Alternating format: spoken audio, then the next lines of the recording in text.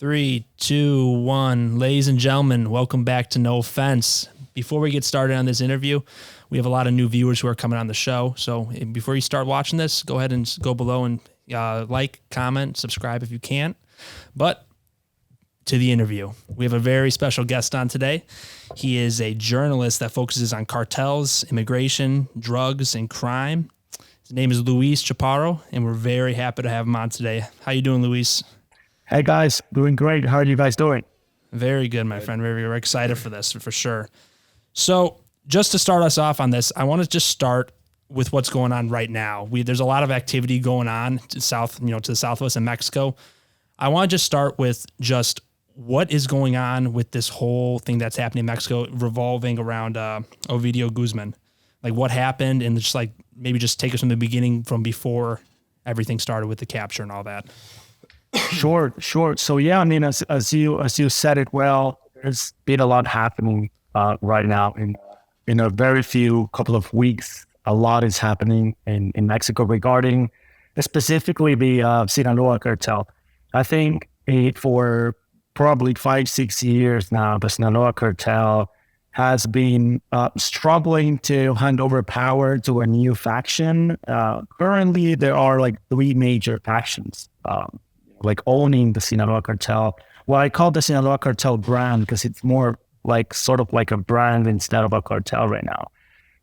One is headed by Los Chapitos, the sons of Chapo Guzman, the 3 sons of Chapo Guzman.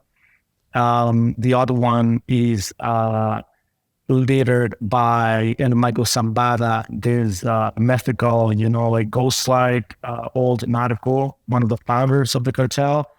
And the other one is El Chapo's brother, Aureliano Guzman. And those 3 have been, struggling to see who's going to be in power for the rest of the time that the Sinaloa Cartel has.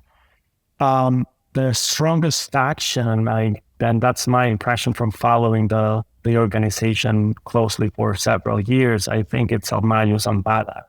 It's always been on top. He's never been caught. Very few photos are available of him. He should be around the 70, 73, 74 years old, so he's an old man. And the second one should be Los Chapitos, the sons of Chapo, who the 3 guys who inherited the power from his dad, from El Chapo Guzman, when he got extradited to the U.S. in 2017. Those 3 guys are around the early 30s. I think the oldest is 37, if I'm not mistaken. And those 3 guys have been on top of the organization. In 2019, the Mexican government tried to capture the youngest one, Ovidio Guzman, known as El Raton, in Culiacan, Sinaloa, and hell broke loose on that time. Hundreds and hundreds of henchmen of the Sinaloa Cartel went onto the streets.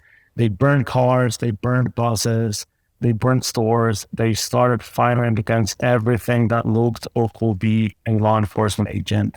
They forced the Mexican government to set El Raton free, to set Ovidio Guzman free. And he went and quote unquote into hiding, right?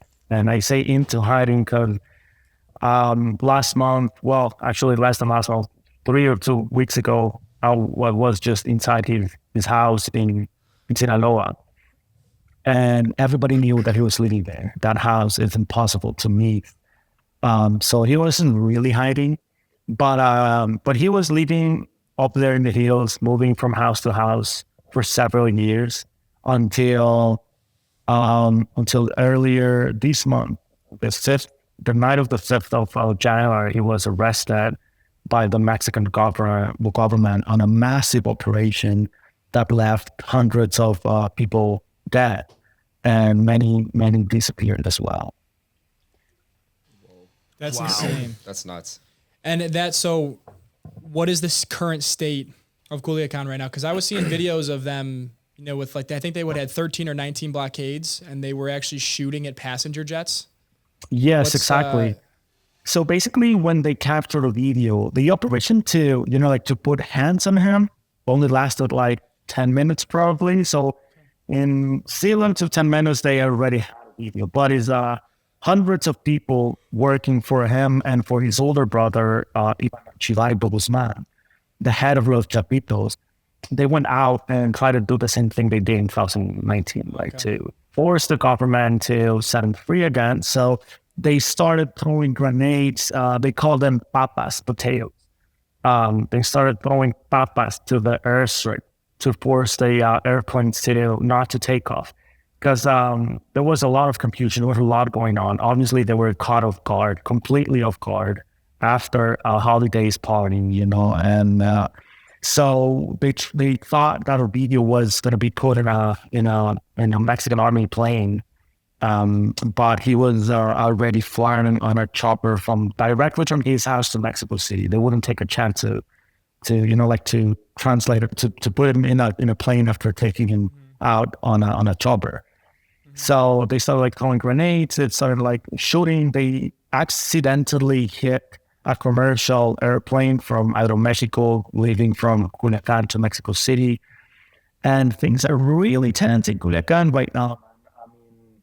There's beef going on between the different factions. Some of the factions have been blaming El Mayo Zambada for being apparently behind the attack, how we got. Some others have been blaming the U.S. authorities, the Mexican authorities. El Nini, which is the head of sicarios for Los Chapitos, he's on the loose as well. He was almost captured 2 days later after they captured Ovidio. So things are, to be honest, I've been going to Culiacan for probably the last 10 years very often. I have a bunch of sources in Culiacan and around those towns. And that's a place that I cannot go for, I don't know, until when. And it's getting a lot of heat. My sources are getting in trouble. So yeah, that's all limits for me right now. We saw on your Instagram, were you at his house? Was that the last time you went, or was that a video from? Yes, that's the last time I went. I was already feeling a bit of heat from Los Chapitos before actually breaking in Ovidio's house. Mm-hmm. What does it look like to be getting heat from them? Shit, I have several phones, a lot of burner phones, other than my personal phone. So with different sources, I communicate through different phones. And I'm usually in good terms with these guys. I think one thing they respect is the honesty, right? Like when I go out there and question them and say dude, I want to know the truth. Don't, not coming from a disrespectful, plan or anything, but sometimes I feel that you're telling me it's bullshit, right? Like you're saying that you're not poisoning a whole fucking country like the U.S. with fentanyl and other stuff. I just want to hear the truth. And most of the time they laugh. Sometimes they get a bit, I don't want to say angry, but they do get, moody. Mm-hmm. But I imagine. Yeah, but most of the times, the conversation follows pretty cool, because they know what I do. They know that I'm not trying to make them look bad or whatever. But the last time I was there, they granted me access to their whole weed industry. They're making these boom on weed after the U.S. Legalized for most of the states weed. They started losing money on it. They were making millions and millions of dollars in weed, and that's what they went to fentanyl and other activities to make up for that loss. But now they're trying to take it back, and the way they're trying to take it back is they are getting a lot of ideas from California, Colorado dispensaries, right? They're asking some people how are they doing it out there, how they're branding their product, what kind of weed, what kind of strains. So they're picking up on that, and for now making a local multi-million business, right? In Culiacan, Sinaloa, Mexico City, all over Mexico.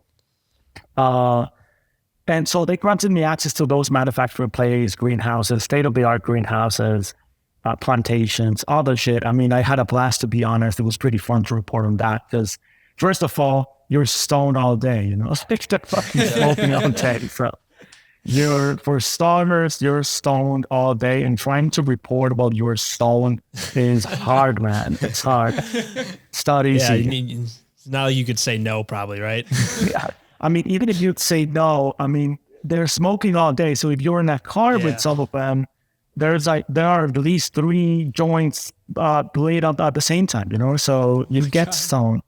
I'm hypersensitive to weed, so I get stoned pretty quick. So, and we're talking that most of my interviews lasted until 3, 4 in the morning. So it was very interesting because they granted me full access, very transparent access without like staging and trying to do an interview to a reporter, you know? They were talking to me as another man who was just trying to know what the shit are doing. So it was pretty cool. I was 4 days inside our manufacturing places. And then I went out, and before I could put out my story on my YouTube channel, that it's still pending, I'm still having thoughts about posting that story. Another reporter from another U.S. outlet went to Culiacan as well, but it didn't do the things. I don't know how to say this, but basically what he did is he didn't ask for any access. He just went in playing as a buyer, and then he bought a bunch of weed, cigarettes and stuff. He took photos and recorded inside some of the places. And when the way he wrote the story, I mean, you could tell exactly where the fucking dispensaries were, and you know, like all that stuff.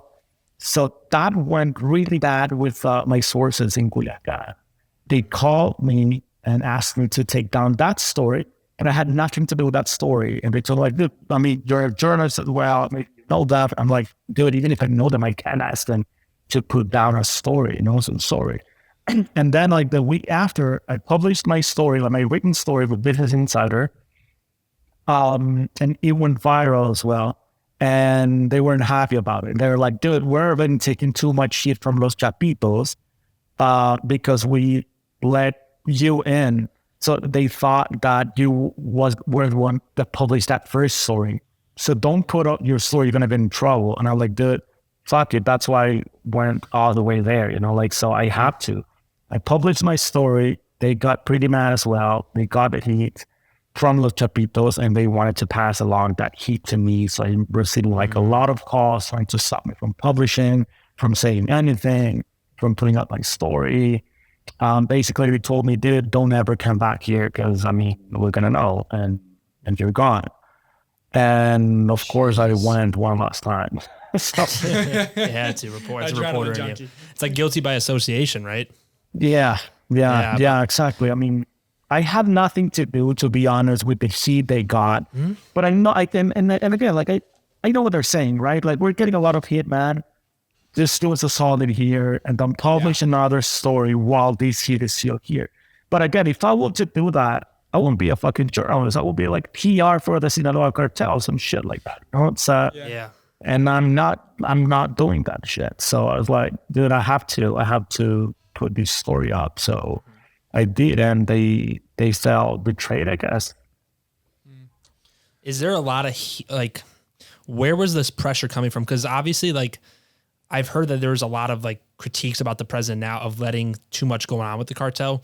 Where was this newfound, like, they want to get this guy arrested? Was this a lot of a U.S. push on the Mexican government? I think it had to do with the U.S. pushing for Los Chapitos.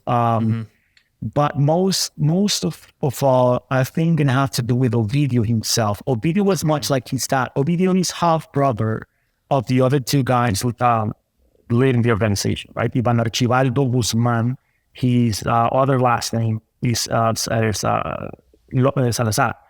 And Jesus Alfredo, the middle brother, is blood brother with him. But Ovidio is a half brother of him. He's Ovidio Guzman Lopez. So he's different, man. He's not that, like, these guys are probably, and again, I don't want to be disrespectful to anyone, but probably smarter in the way they do things, right? They're more low-key. They are the 3 of them are super violent, hyper violent. And that's some of the things that got a lot of heat to them, right? the Manuel Zambora's faction and El Guano's faction are not as violent as these guys became in Culiacan, especially after they felt that they had the full grasp of the city, you know? They even managed to take that power from the city, from the cradle of the Sinaloa Cartel, took it to the hands of El Mayor Zambada. El Mayor Zambada was paying, or is paying, 30% of all the movements he wants to do in the city to Los Chapitos faction in order to be cool with them. So they thought that they were probably above the strongest faction of the Sinaloa Cartel. And Ovidio was being very flashy, man. I mean, he was going to Starbucks with 40 fucking pickup trucks behind him, you know, and driving a G-Wagon in Culiacan. Narcos in Culiacan are treated as royalty. So everybody will see him driving around Culiacan and saying like, oh, that's Ovidio, man. And people will be like, wave and say like, Yeah. So they're fucking royalty. And this guy, when he got married, and again, like royalty, they only get married like in between royalty family members, right? Yeah. So he got married to a girl who's a daughter of one of the most powerful Sinaloa Cartel factions before even El Chapo, right? Torres Felix family.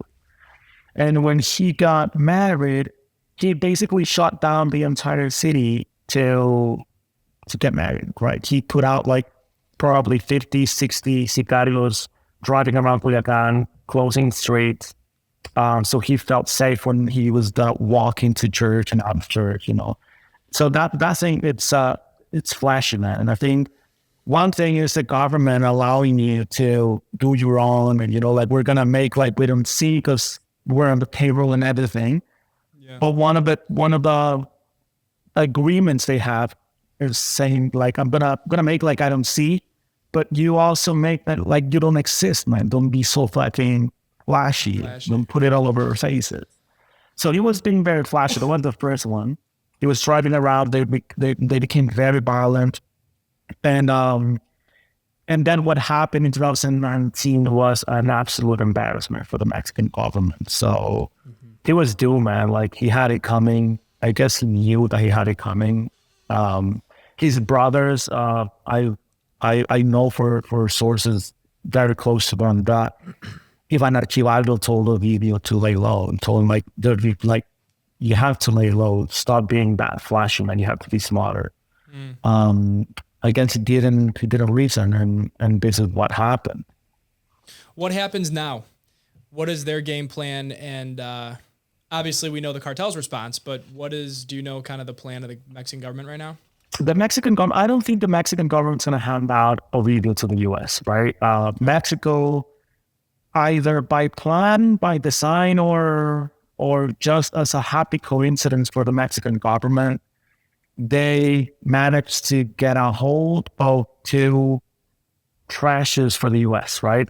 One of them is Rafael Quintero, one of the founders of the Sinaloa Cartel, and accused of killing the agent Kiki Camarena in the late 80s, right? In 87. Yeah. So the U.S. really has been, you know, like following the tracks of Caro Quintero since the late 80s, man. And he's been in and out of prison for one or other reason. And now he was recently arrested also last year, probably during the summer of last year. He was arrested in the mountains between Sinaloa and Chihuahua state in the north of Mexico. So that's one of the medals that the U.S. wants badly, and it's currently being held by the Mexican government. And the other one is one of Los Chapitos, Ovidio. Even if it's a less significant Chapito, the three of them, he's still a gold medal for the U.S. So I think Mexico's going to try to use them, or both of them, as leverage to their own policies, either in economic policies or, you know, immigration, like all the push that Mexico wants to have, all the leverage that Mexico wants or needs to have against the U.S. I guess they're going to use these two narcos as trading coin. So, you know, you mentioned a little bit earlier that the narcos are treated like royalty out there.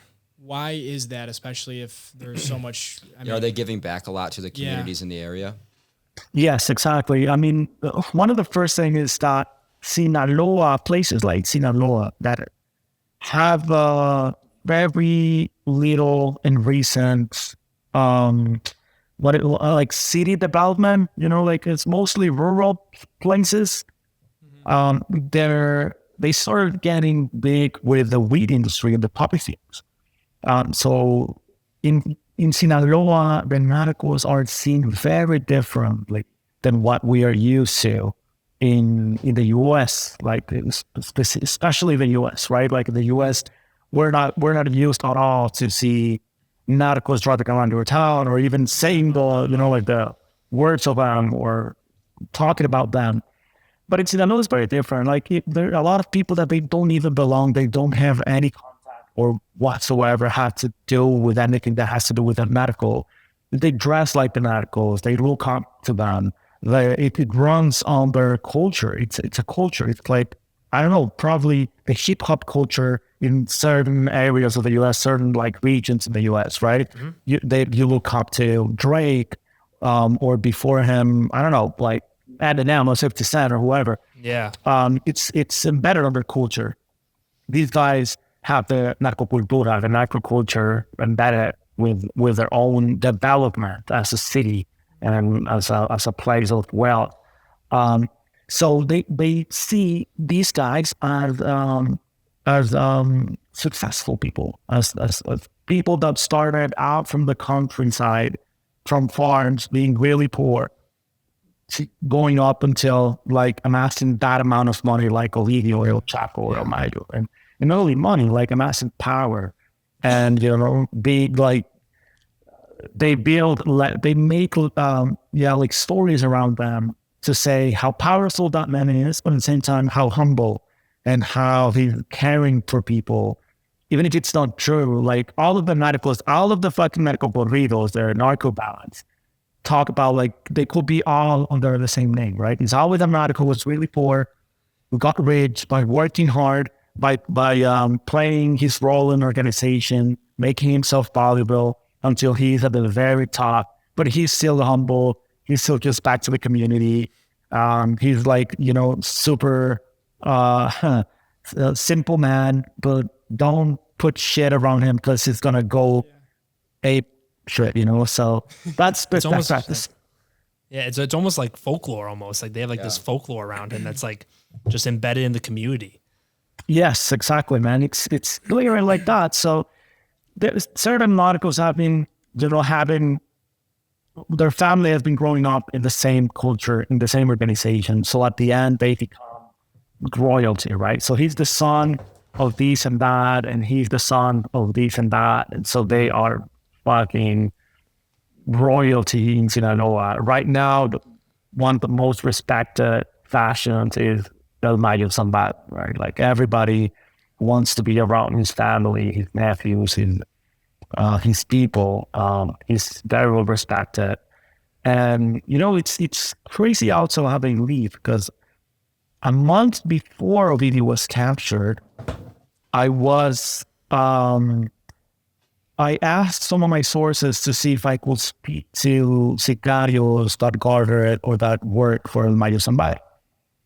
And I thought I was going to go into one of these, like very outer security rings, the people that sort of like works with his organization or for his organization, but they've never met him. But turns out that I couldn't even put out my camera or anything or record anything because I got too close. They took me to the first security ring of El Mayo Zambada. El Mayo was literally 10 kilometers from where I was on that night. So it was fucking nuts to be hanging with those guys. All of them are 23, 24, 27 years old, pretty young people. And you will think that El Mayo Zambada is being guarded by, I don't know, like former special forces or whatever. Yeah.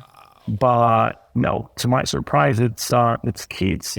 Kids are having fun, doing a lot of blow. Crazy. Yeah. Are you scared? Are you nervous? Yeah. How do you feel when you're like that? I'd when be you're in fucking those? terrified. I mean, to be honest, this time around, I'm not scared. Like I'm fucking human. Like I get scared. Yeah. I get, I'm of course, I have fear when it comes to my life. If you go to my YouTube channel and look for that video from inside Ovidio's house, you can hear my breath, like when I'm getting like too much fucking adrenaline, I was shitting myself inside there, especially as I was trying to go out. And then I started listening to the motorcycles. Most of the sicarios are in bikes, right? So as we went in the town, we saw these checkpoint of sicarios on bikes. And when I was trying to get out of his house, I started hearing the bikes around. And then my friend, the photographer, was outside the house. He told me to lay low. It's like, no, man, like, lay low, man, stay there. They are around. I think they know that you're inside.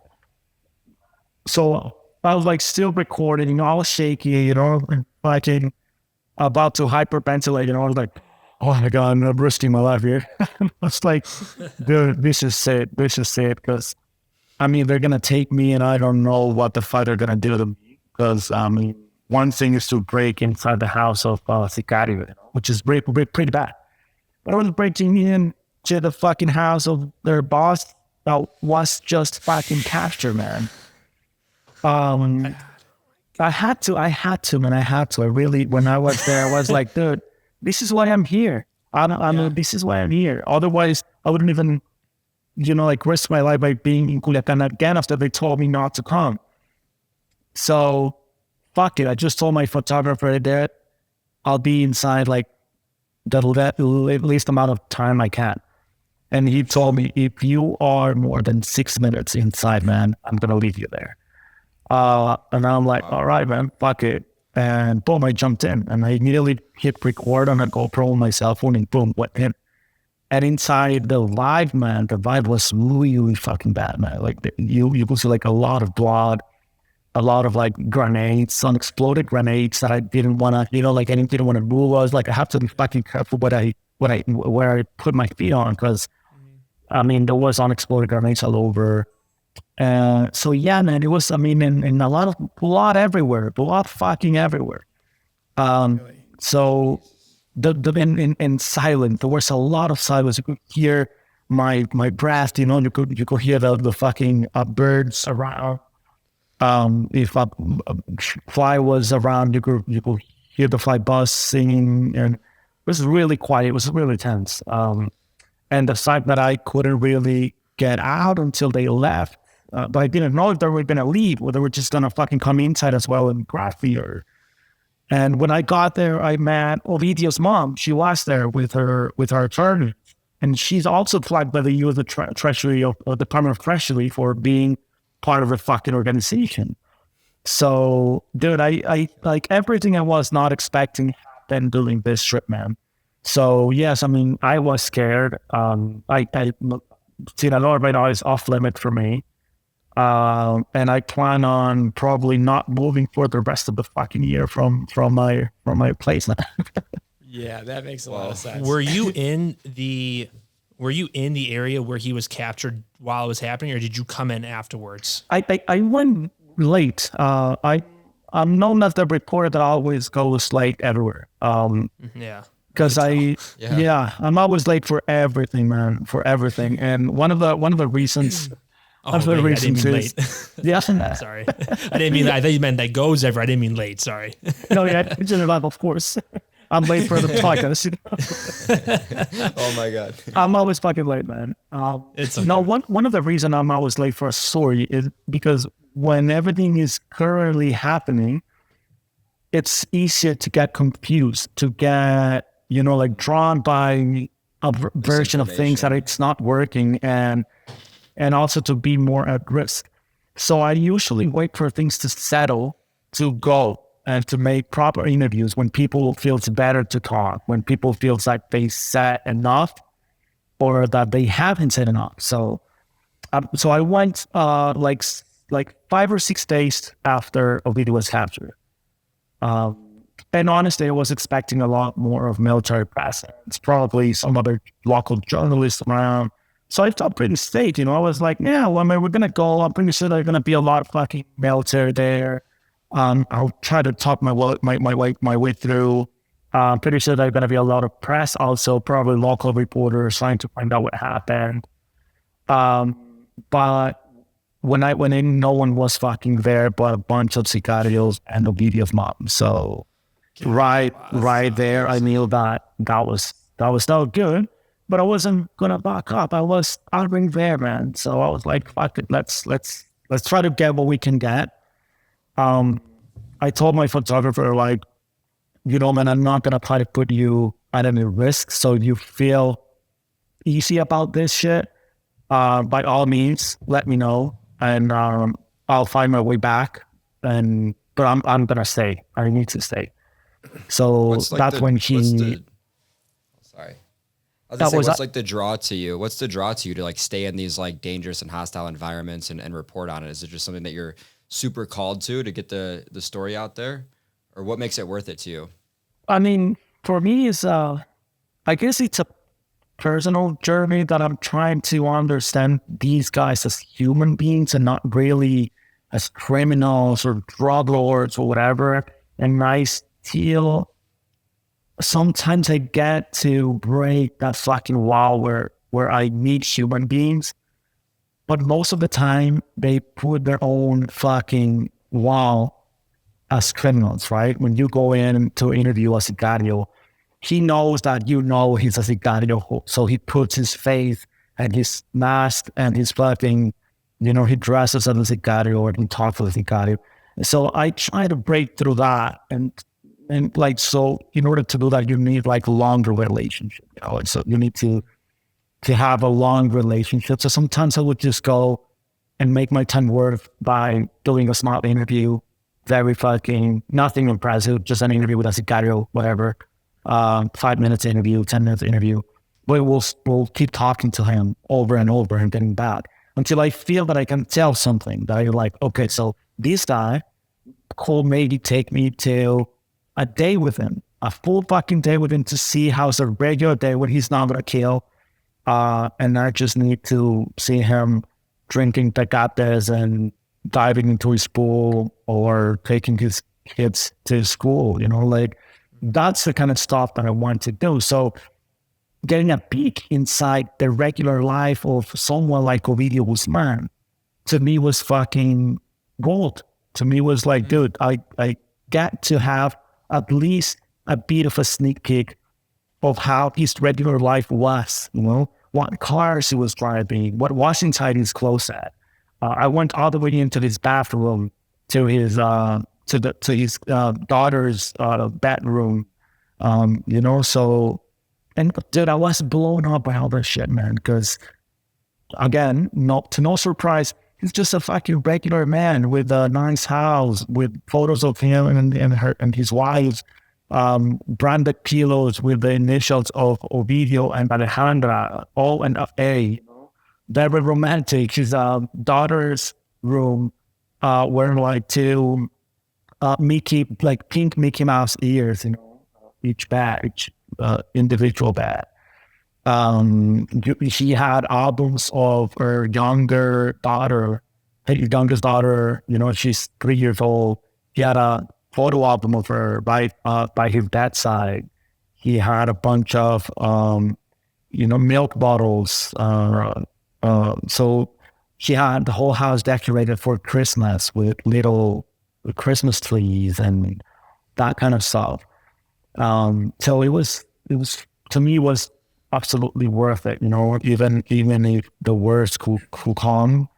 I don't know, man, like I get a lot from it, and I mean it's probably sick, it's probably not safe. No, I think it's great. I think it's great journalism. Yeah. But dude, I guess I thought to myself, like, even if this is only for my eyes only, it's fucking worth it, man. I grew up also in this culture in Ciudad Juarez when Juarez was called the capital murder of the world. That was my school in journalism. I was still in college trying to be a journalist. But at the same time, a fucking war was going out on my own city. They killed all of my friends. The 5 of them were killed at the same place one night. So I was left up without friends and with a bunch of fucking questions, like, what happened? Why is that? still them up to this day. I don't know what happened to them or why did they kill them.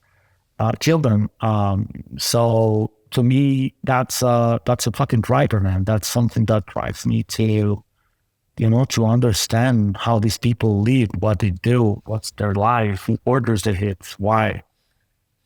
Wow. You got to think like these people grew up in a lifestyle where this is normal, and they all grew up, maybe not them poor, but this all stems from like, them being poor and growing up. Like this just seems normal to them. So like, it is very interesting to see behind the curtain, besides the US bias and all that, and like the general journalism violence about the cartel. It's very interesting to see how, like, and why they actually do it. Cause like to them, it just seems like this is part of the culture. This is normal. Right? Yeah, exactly. Yes, exactly. Exactly. And that's the thing about Los Chapitos. I mean, most of their old narcos, like El Mayo, El Chapo, et cetera, they grew up like that, like from poor places where violence was completely normal.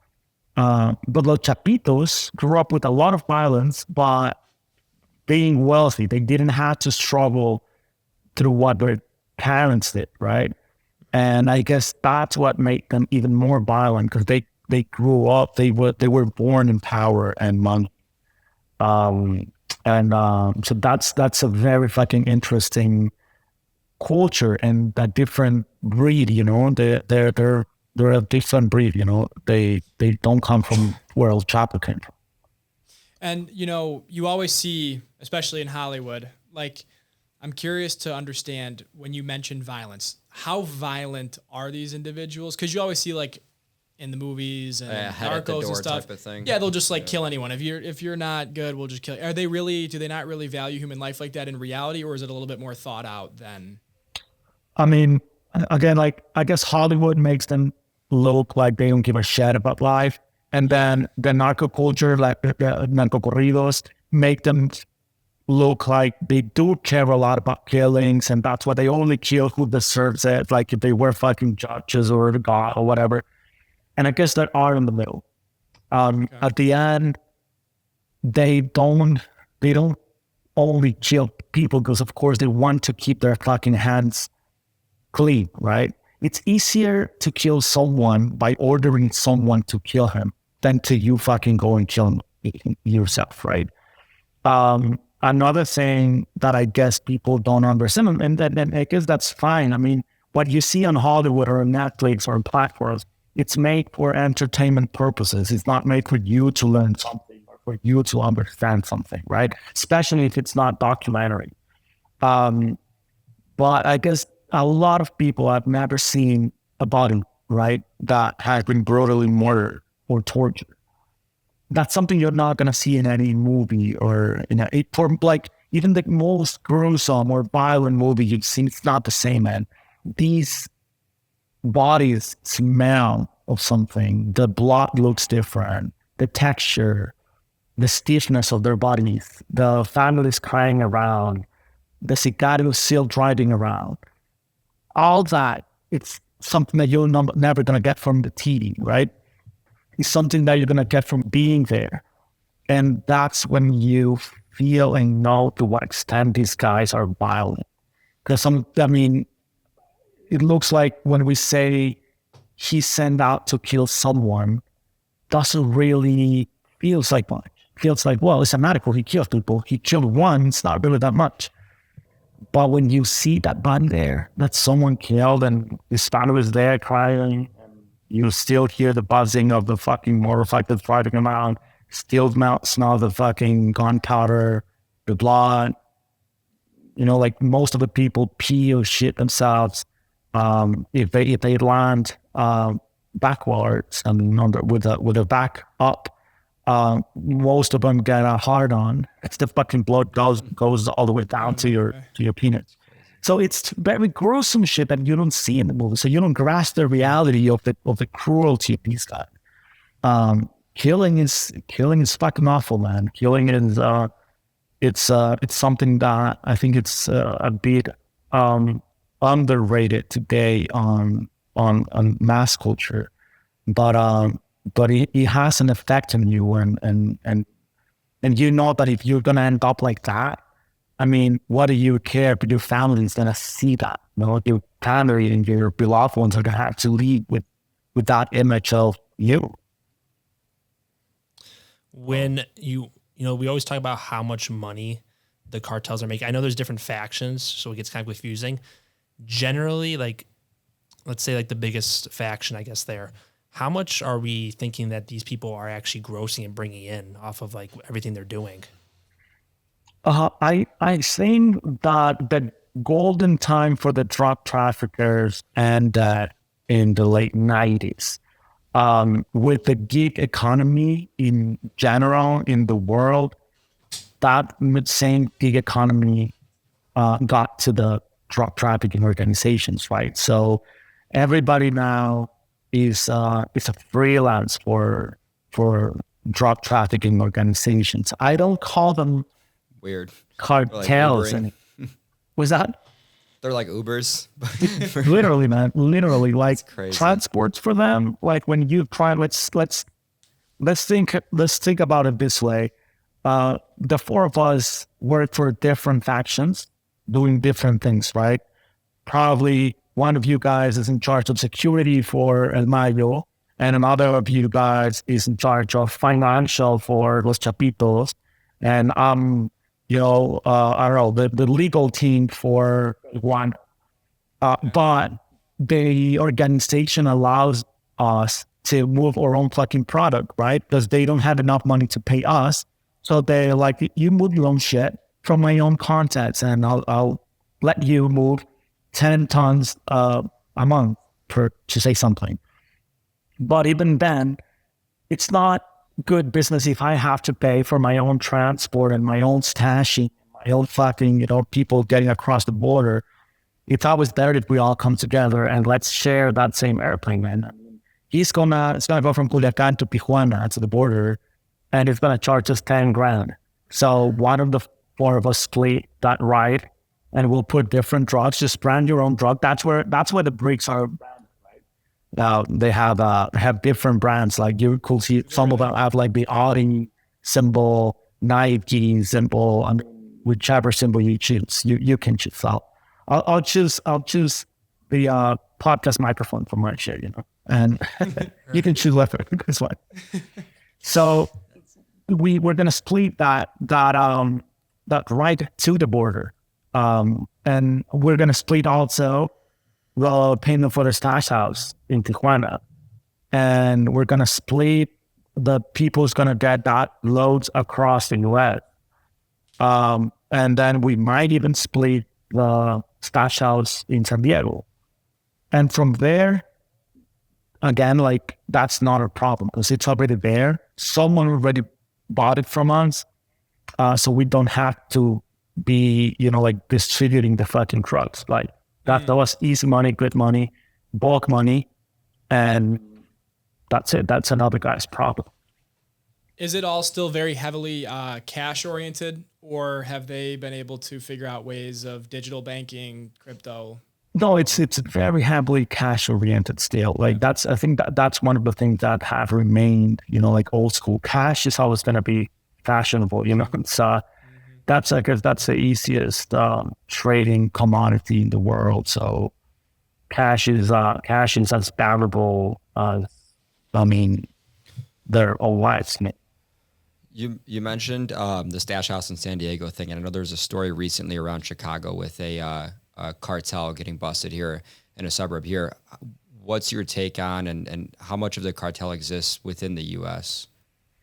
The cartels, and again, I think what we call cartels is not what we think cartels are. What we call cartels, it's the organization, right? The drug trafficking organizations, which is something very particular, probably the least violent of the business, probably the least profitable right now of the business, right? Right now, these organizations are more like I guess they are criminal insurgencies, at least in the southern, like from in Mexico and Latin America, they're like criminal insurgencies.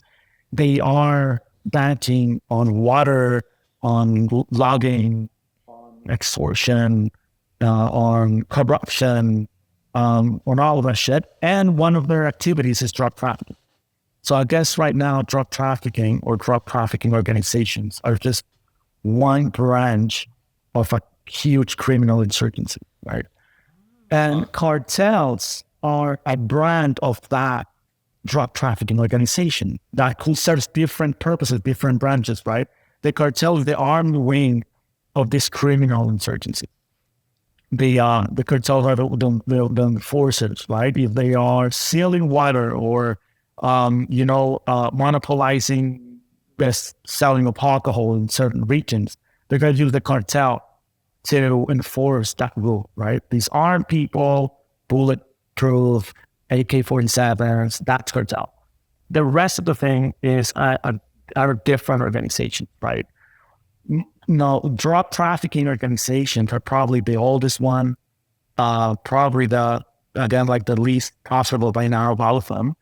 And they only operate because they exist in the U.S., right? If there were no buyers in the U.S., there will be no reason for these organizations to exist, right?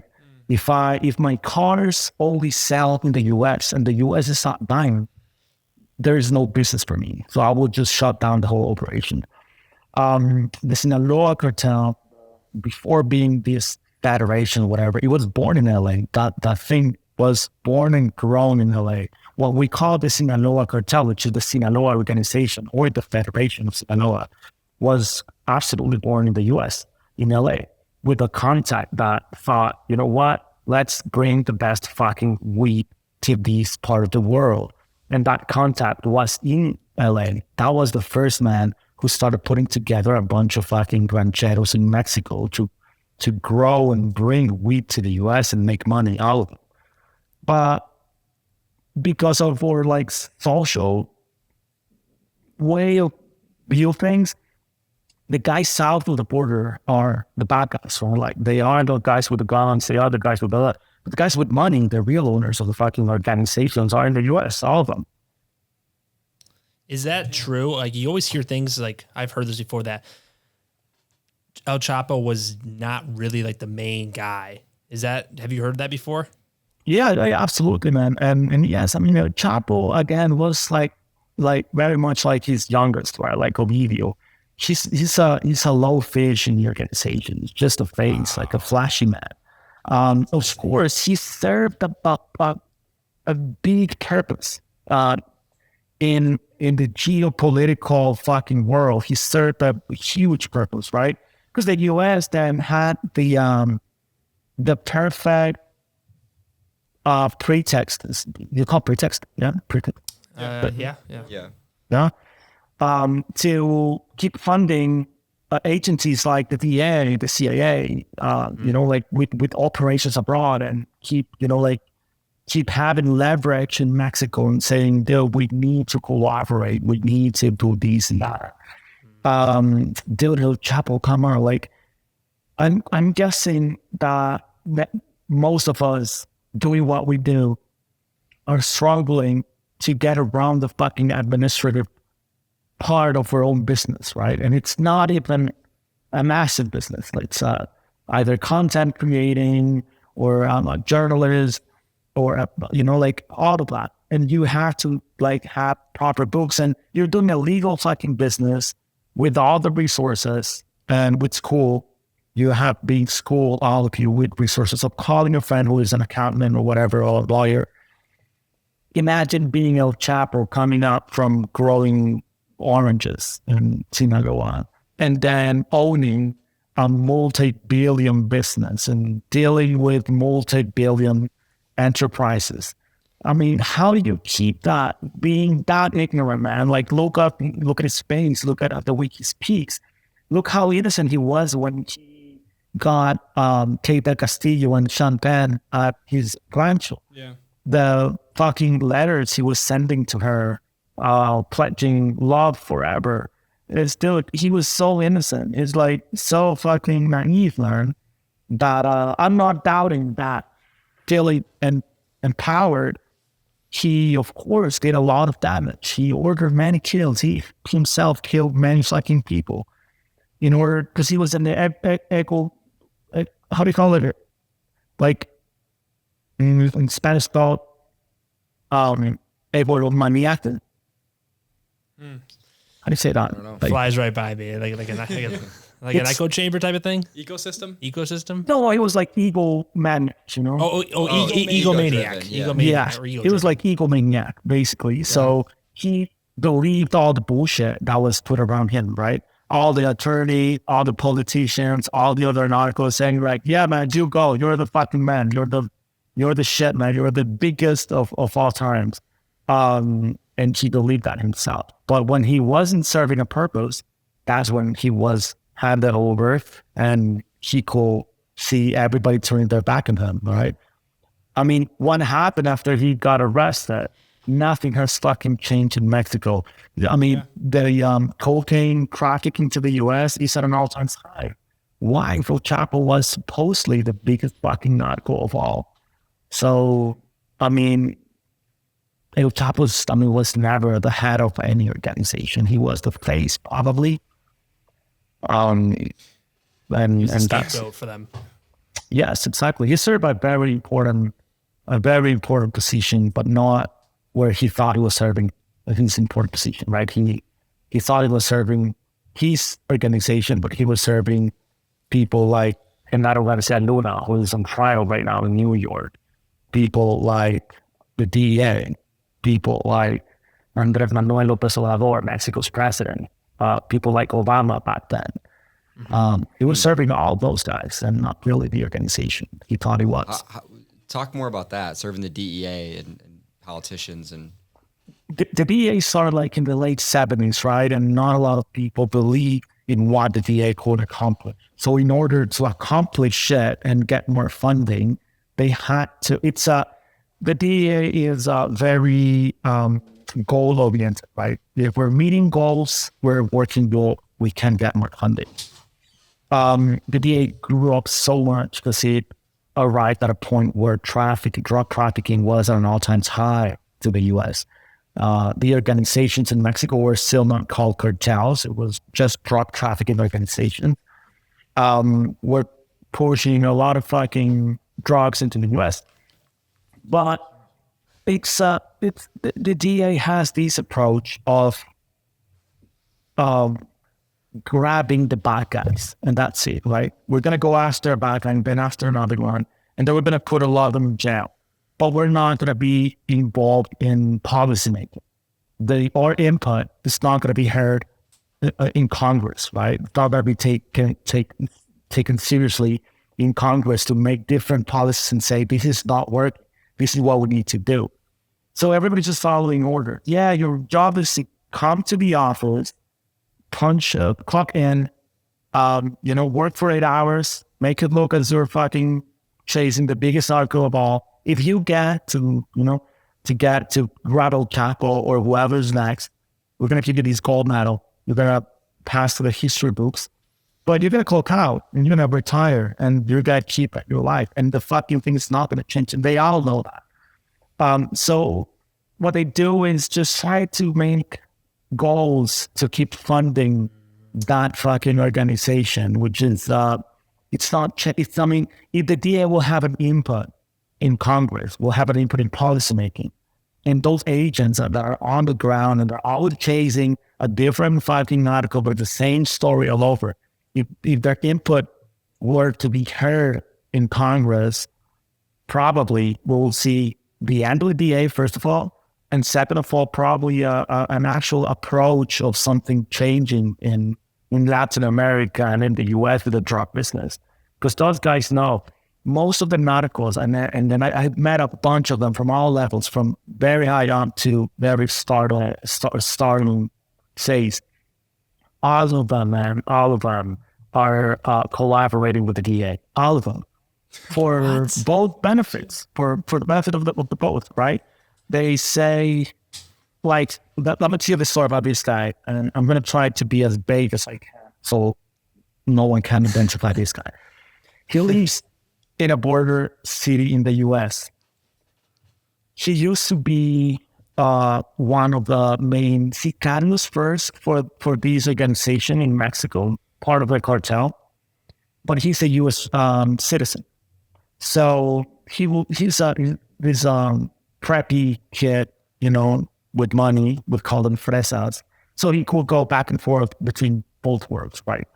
He will go and make hits, traffic loads of cocaine and stuff, and then go back to his beautiful house in the U.S.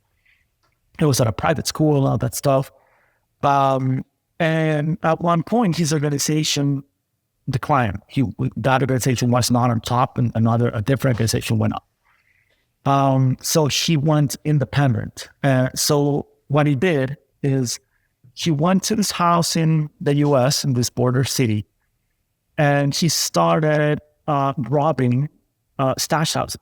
He will pay snitches 10% of what he could find inside a house. So a snitch will call him and say like, hey man, I know that this guy has at least 10 fucking tons of cocaine at his house. This is the address. Then he will go steal the freaking 10 tons of cocaine.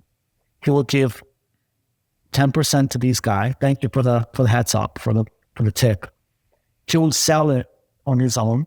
And if he got the heat from that guy, he would just call the DA. He'd contact the DA and say like, hey man, do you want a big hit? There's these nights, but I have photos from his place, photos from his loads. I have his phone, his cell phones. I have photos from inside his place. I know he's when he's out in, this is his plates on his car. This is his card, credit card number. This is his family. Don't have everything to the DA. And if it was big enough, the DA will go after her, and they will put a gold medal into that agent saying like, wow, you caught one of the big fishes in your area, right? In the US. This is huge. And thank you. And he will be, praised, and he will leave this guy to keep operating and keep stealing from other narcos. And he's been doing that for more than 60 years now. Wow. One of his first sources in the DA ended up in a very high political position that he's currently holding, very close to a congressman, very high up there. Damn, it's just like such a different world. It's crazy to hear about, and it's like you don't hear any of this like on mainstream media. Yeah, you only hear about that arrest. No. Not the connections behind it. It's like just a rat race, just basically just making each other look good. Exactly. Scratch your back. And it's for one reason. They don't want you to know all this shit. Like, the narcos don't want you to know all this shit. The DA don't want you to know all this shit. The absolute politicians that ended up very high up in the political world don't want you to know all this shit, because everything goes all down for everyone. And then you're going to be killed. So you have to grow suspicious. You have to grow asking a bunch of questions. You have to grow following one single case. You see one arrest and say like, I'm just going to follow that one just because randomly I'll pick up that one and I'll find out more. I've been fucking doing this for 16 years. And the other thing is, when you have to oversimplify your stories in order for people to want to read your stories, right? And if you go very into the weeds with all this shit about how the DA works and all that stuff, no one's going to read that fucking, 10,000 words article. There's not going to be enough. I feel like no one would pick it up even. Like, would even news agencies even pick it up even? Probably, but it will have to be like a super in-depth and long, and then editors ask you to oversimplify your sources as well. So you have a bunch of unnamed or anonymous sources. They will feel iffy about your sources, but how are you gonna identify your fucking source? Again, journalism, it's also as drug trafficking, just a job, something that we do from 9 to 5 for most people. I guess for me, I want to think that it's a bit different, It's embedded in what I am as a person. Wow, that's so interesting. It's like there's that saying. It's like sometimes real life is crazier than movies and stuff, and that's what this feels like. Sometimes real life is crazier. Yeah, it's wild. Yeah, it really is. And absolutely. When it comes to I'm just super fascinated about the DEA and how that all intertwines. they really do make it so these cartels keep running. When you mention people that like own the bigger criminal organizations, are those themselves the politicians, or are they even above that level and they're like unknown completely? Yeah, like most of the guys like really pulling the strings, as we like to say, they're businessmen, they're proper business owners, right? Those are the guys like the owners of probably the arms manufacturing industrials, the biggest ones, right? Those are the guys that they're not gonna call Chapo and make business, right? They're gonna call the congressman. That congressman is gonna call the mayor, and that mayor's gonna call, another man, and that other man's gonna call another man until that chain ends up in Mexico, somewhere in the fucking mountains of Sinaloa, and things are gonna start rolling then, right? If they say like, hey, I don't know, let's talk about like a big business in Mexico that it's like a Walmart in Mexico. And that guy needs a land to build more Walmarts or more whatever stores, right? And that fucking land is full of local residents, poor residents or whatever. They're going to bring a lot of fucking violence to that place. So everybody will fucking run from that place, and then they will set up, and they will start a new development around that area.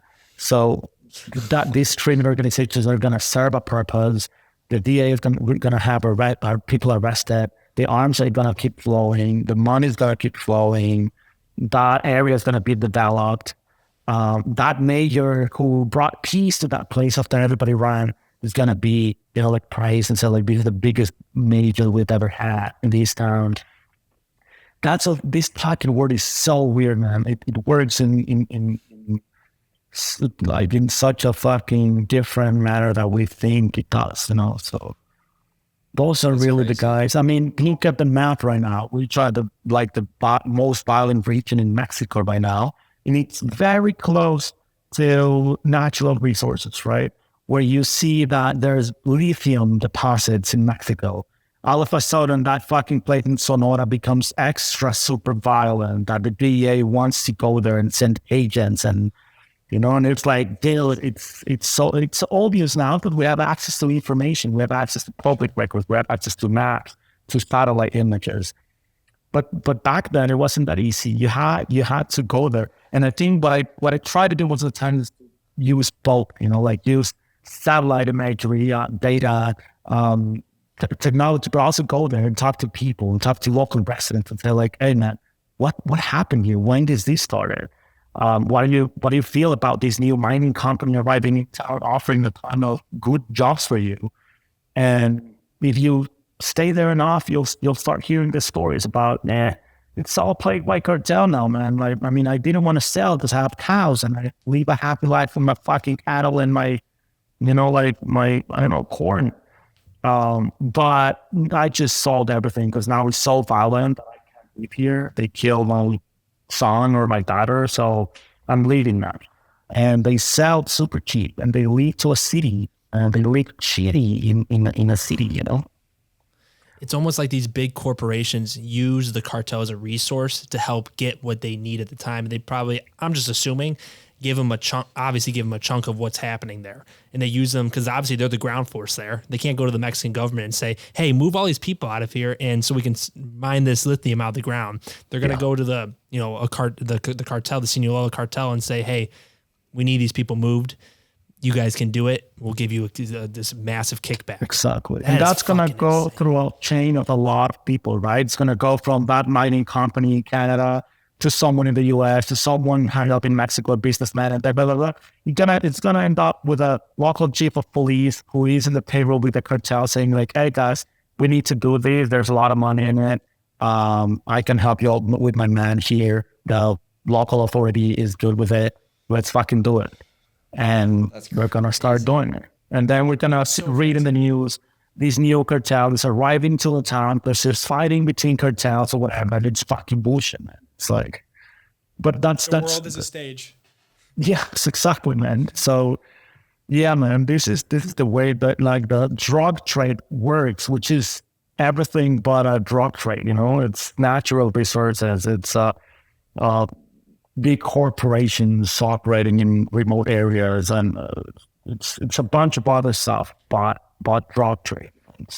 So yeah, I mean, yeah, basically.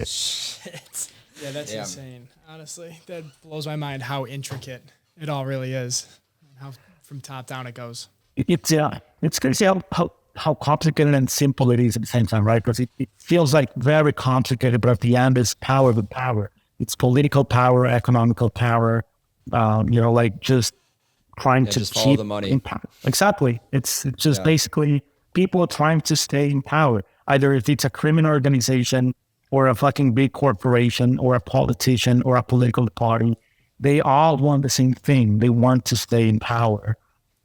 So sometimes, most of the time, they all work together to keep themselves in power, right? It's almost like they're just doing busy work, like the government here and obviously in Mexico, just to make it seem like they're making headway on the anti-drug movement. Exactly, man. And now think about living in a place where you're hearing gunshots out there, your friends and family are getting killed, you're seeing like these super fucking heavily armed people around the streets. You live in fear. That makes you very proud to be controlled, to be, like abused, and to do whatever someone wants you to do, because you live in fear and you don't want to take that risk, especially if you have family, especially if if you, I don't know, if you live well or comfortable enough, you're gonna do whatever they want you to do. And even if that's something super simple, like you're gonna have to pay a bit more from your house mortgage because we're gonna build a gated community because it's super dangerous outside.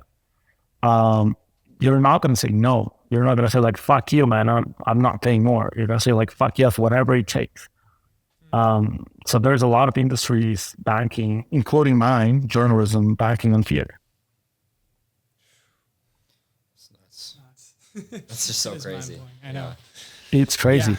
Yeah. It is crazy, man. I know you've got a lot of deadlines here. I appreciate you going over a little bit.